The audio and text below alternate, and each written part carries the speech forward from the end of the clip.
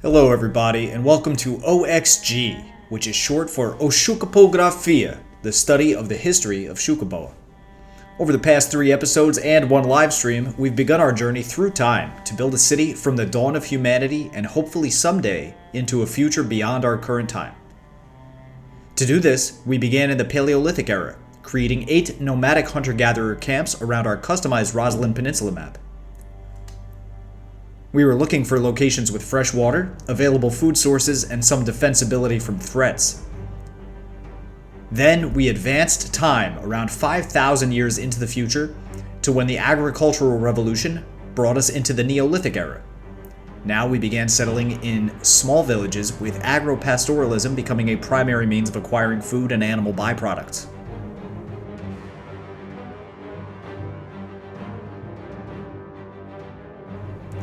About 1,000 years later, we began to construct megalithic monuments for religious and funerary purposes, erecting some of the first structures that will last through the ages.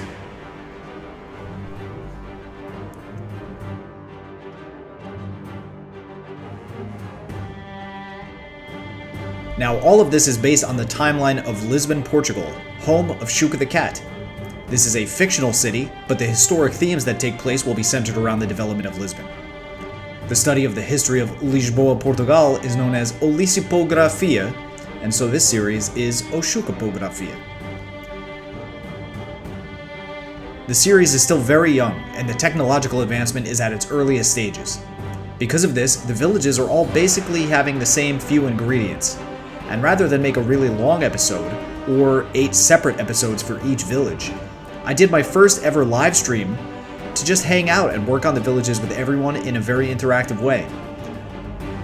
And caramba, it got interactive, with over 250 people joining the live stream over a marathon 9.5 continuous hours of village building. I couldn't believe it. But we had a great time, and I have major respect and gratitude to the dozen of you who stuck around for the entire 9.5 hours. What I'm going to do now is just do a quick review of each of the 8 villages done in the live stream. Off camera, I spent a few more days planting trees and adding a few more details to each place, but I had to stop myself from detailing the entire map. Y'all know I love my trees. If you haven't done so yet, check out the first 3 short episodes of OXG to catch up on the real-life historic context in which these areas are developing. If you think this project has potential to be really cool, I encourage you to subscribe and click the notification bell because this is a really community-influenced city, and every person can participate to help shape how it grows. The people you'll find here already are really cool. I love being a smaller channel with very dedicated viewers. It makes this much more personal and fun for everyone, I think. But feel free to tell people about it too. I don't mind having more people join the club.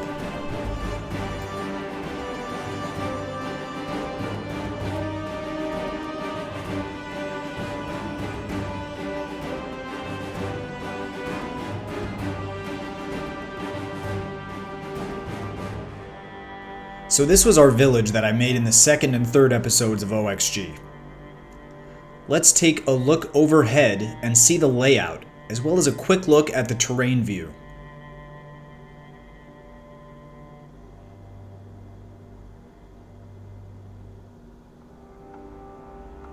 This map is very rugged, and that's going to give all of our locations a huge amount of character.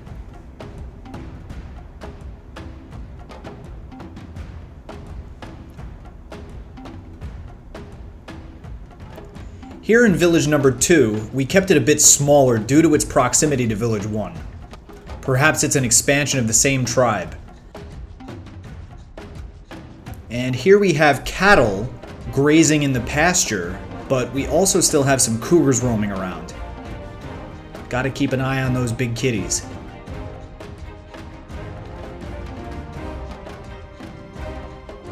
This megalithic cromlech was based on a bison that for some reason got stuck in place, and so this is the holy bison worship location.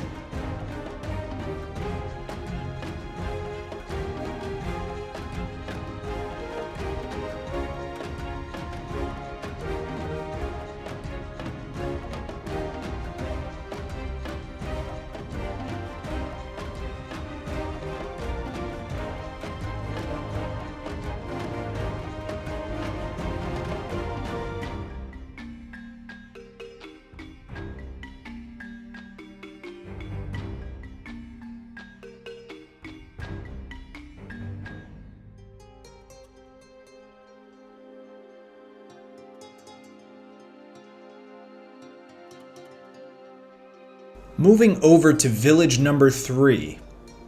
I've temporarily left this very large sunken ship figurine in place, just to be funny, but we'll move that eventually.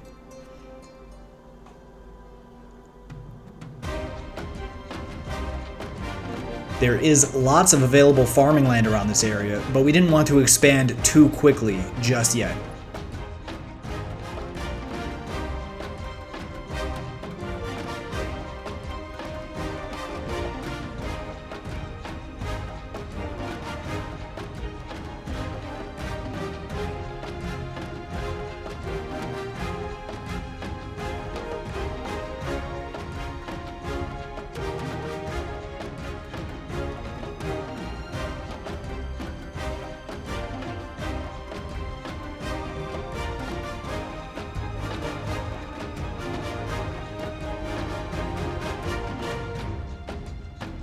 At Village 4, we built on this hill that was in a forested area, and that's located right near a stream.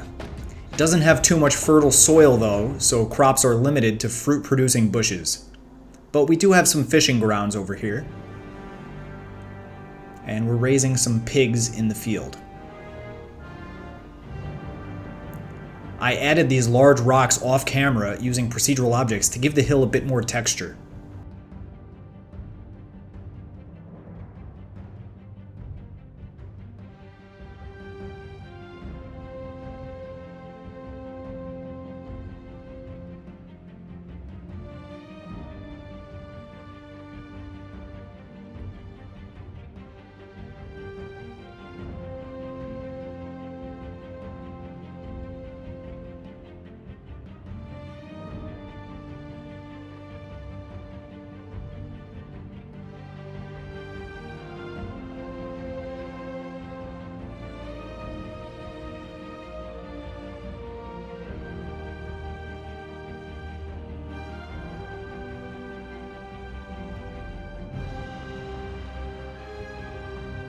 Over at the infamous village number 5, because of the really big hill here, our farms are all the way down at the bottom by the river.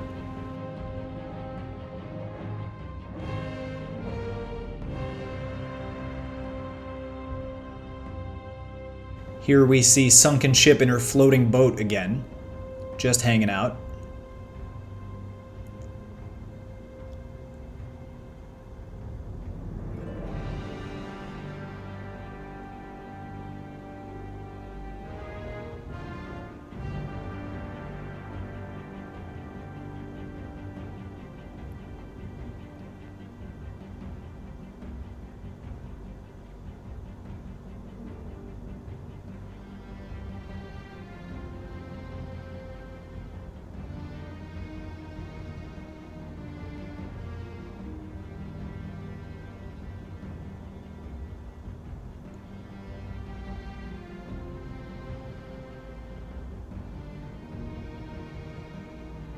At the top of our hill, we have the village center.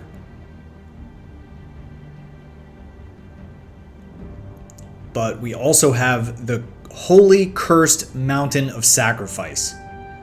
Things got a bit crazy in the live chat for a second there, and we saw a pit in the mountain. And, well, then, sacrifices were made. But then the game crashed, and although it rebooted fine, the mountain was cursed forever after. I'd just like to take this opportunity to say that Xucaboa and all Xucaboa affiliates do not specifically endorse human sacrifice in pits. If you believe in that sort of thing, please consult with your religious authorities and local law enforcement before proceeding to do any human sacrifice pits on any mountains or in any other place, anywhere whatsoever.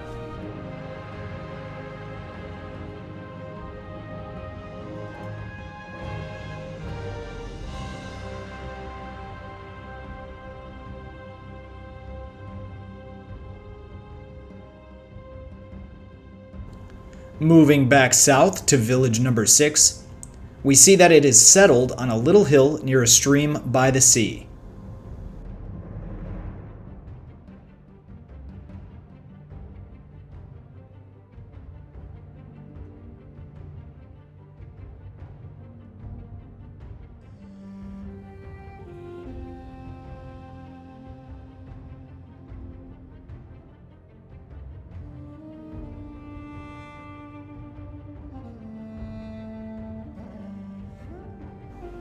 Sometimes the pigs over here get a little stuck, and I'm not sure why, but it's very funny looking.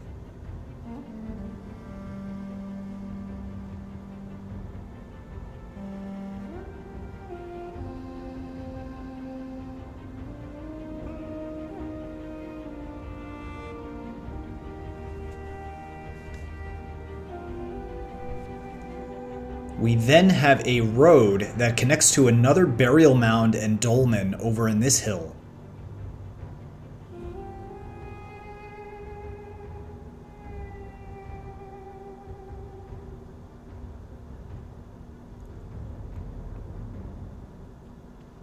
And nearby, we have a cromlech on top of this really big hill. This was chosen because it seemed like an important geographic location for a place of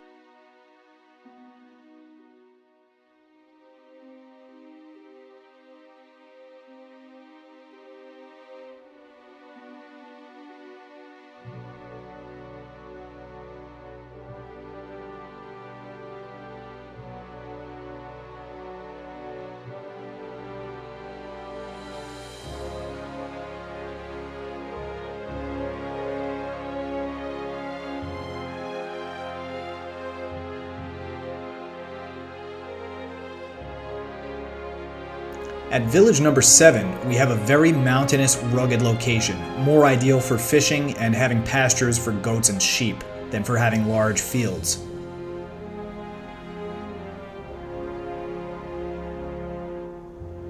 We did add a couple of fields in a relatively flat spot, but that's probably all we'll be able to do.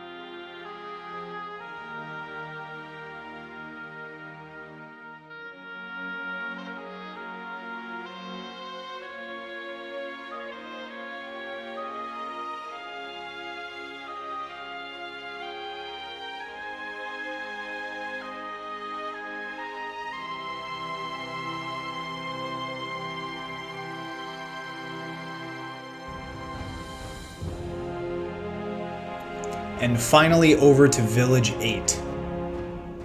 This relatively flat open area near a river and a natural harbor was ideal for agricultural spread.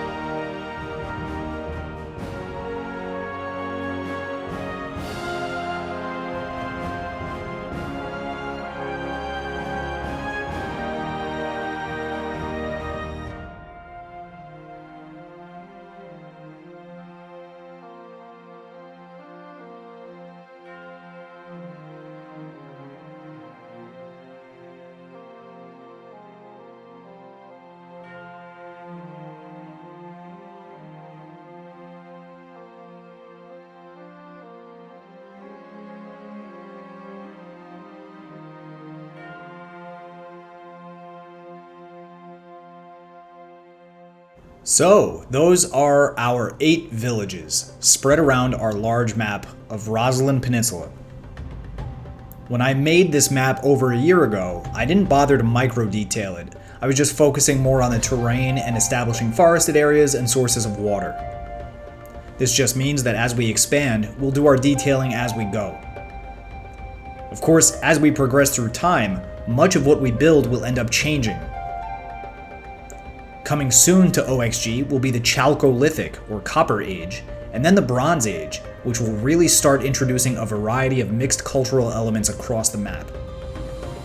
In real-life Lisboa, there is evidence of pre-Indo-European Iberians, Indo-European Celts, Lusitanians, and Phoenicians from all the way across the Mediterranean here. Vast trade networks were established across the Mediterranean and into Atlantic Europe via ships as civilizations began to seek out more resources for their new technological advances.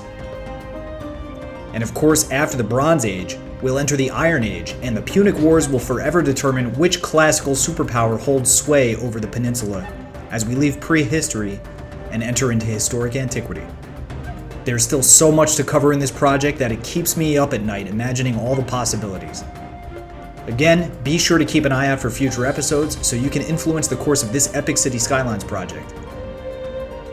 Thank you very much for watching and being a part of this experience.